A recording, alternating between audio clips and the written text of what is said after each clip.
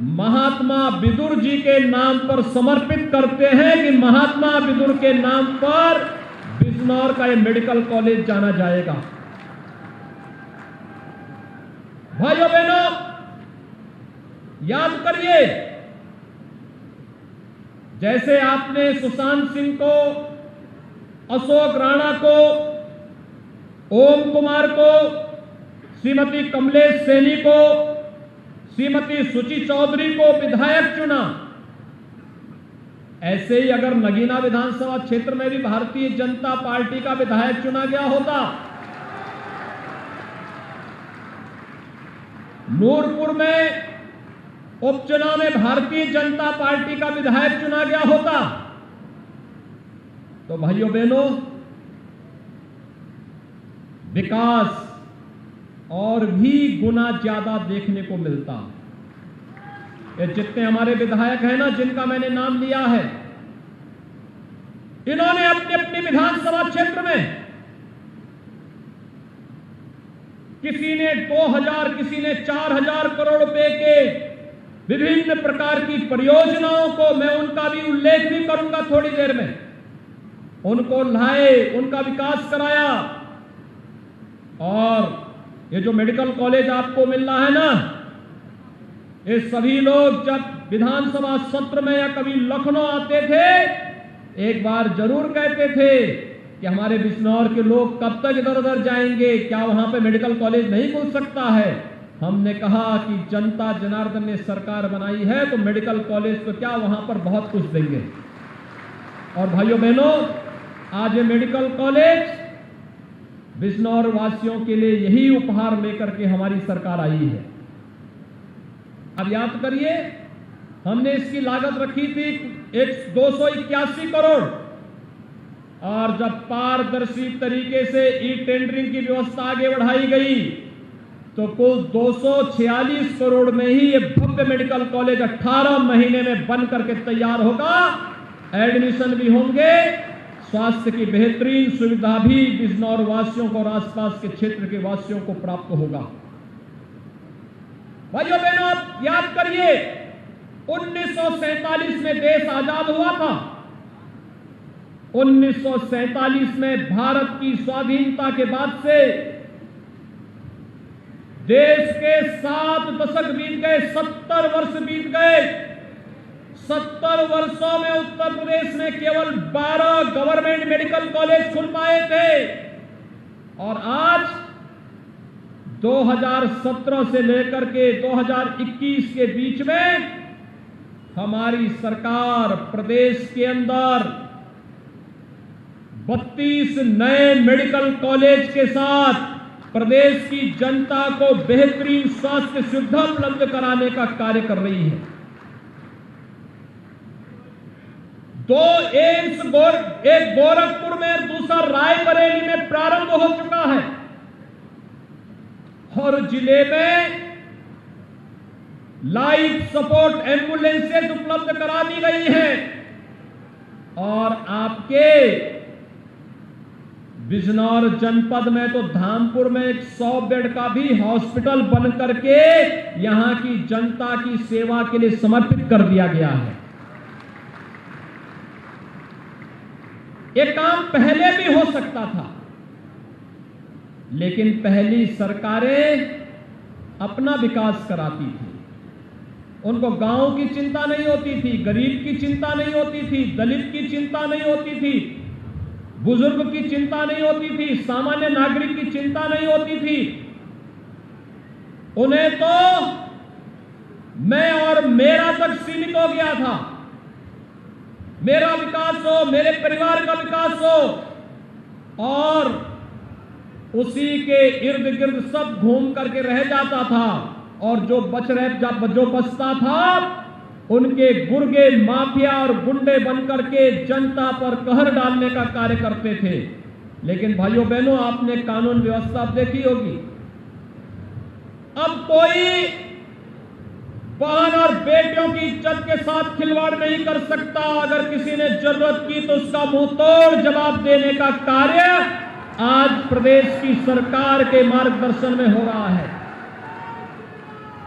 आस्था के साथ कोई खिलवाड़ आपने देखा होगा इससे पहले क्या होता था। इससे पहले कोई पर्व और त्योहार आता था तो दंगा शुरू हो जाता था, कोई आयोजन होता था दंगा शुरू होता था, कांवड़ यात्रा का समय आता था प्रशासन रोक लगा देती थी। हमारी सरकार आई, हमने कहा पर्व और त्योहार में अगर कोई दंगा करेगा तो उसकी पूरी संपत्ति जब्त करवा देंगे, और संपत्ति ही जब्त नहीं करवाएंगे।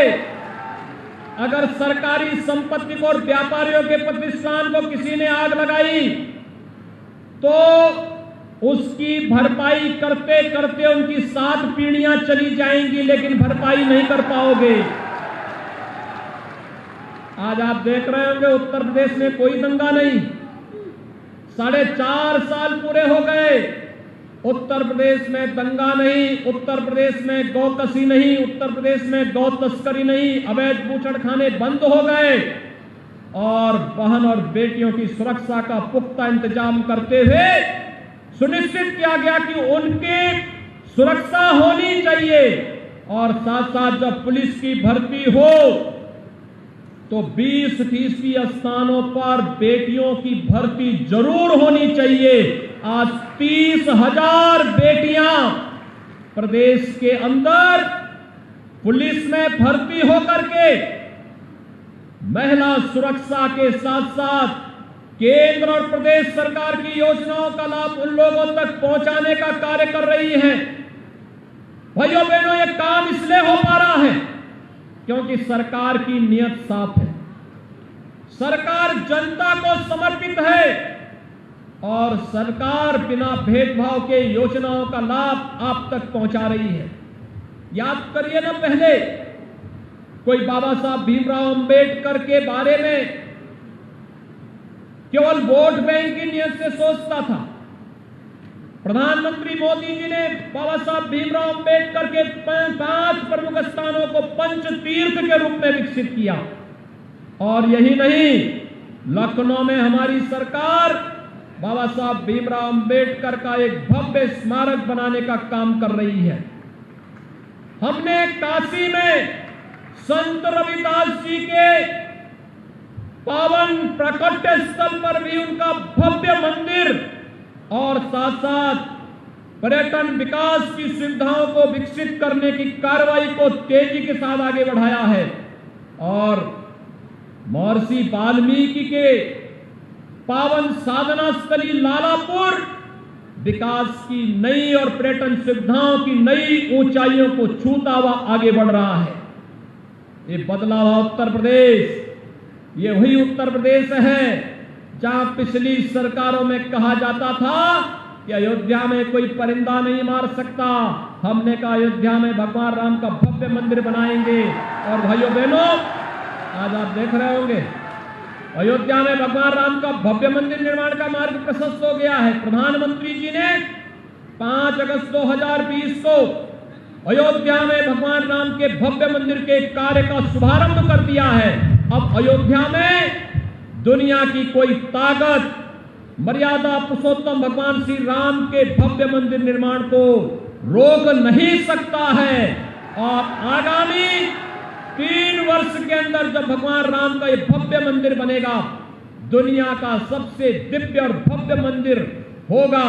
हर भारतवासी को इस पर गौरव की अनुभूति करनी चाहिए। भाइयों बहनों, पिछली सरकारें तुष्टीकरण की नीति पर किस तरह चलती थी।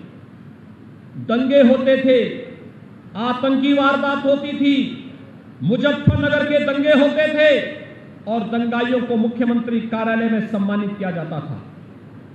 हिंदुओं पर झूठे मुकदमे दर्ज किए जाते थे, लेकिन आज तो ऐसा कोई नहीं कर सकता। आज तो झूठे मुकदमे समाप्त हो रहे हैं। स्पेशल लोक अदालत के माध्यम से जितने फर्जी मामले समाप्त करवाए जा रहे हैं, अनावश्यक किसी को परेशान न होना पड़े। किसान भाइयों के लिए केंद्र की सरकार और प्रदेश सरकार पूरे समर्पित भाव के साथ कार्य कर रही है। 2017 में आते ही हमारी सरकार ने 86 लाख किसानों का 36,000 करोड़ रुपए का कर्ज माफ किया। और भाइयों बहनों, प्रधानमंत्री मोदी जी ने हर किसान को प्रधानमंत्री किसान सम्मान निधि के साथ जोड़ करके उनके जीवन को सम्मान और स्वावलंबन के साथ जोड़ने का काम भी किया है। आज आप देख रहे होंगे, जब भी कोई महामारी आती थी, बीमारी के साथ साथ भूख से मौतें होती थी। लेकिन भाइयों बहनों, अब बीमारी से कोई मौत हो, इसके लिए पुख्ता व्यवस्था पहले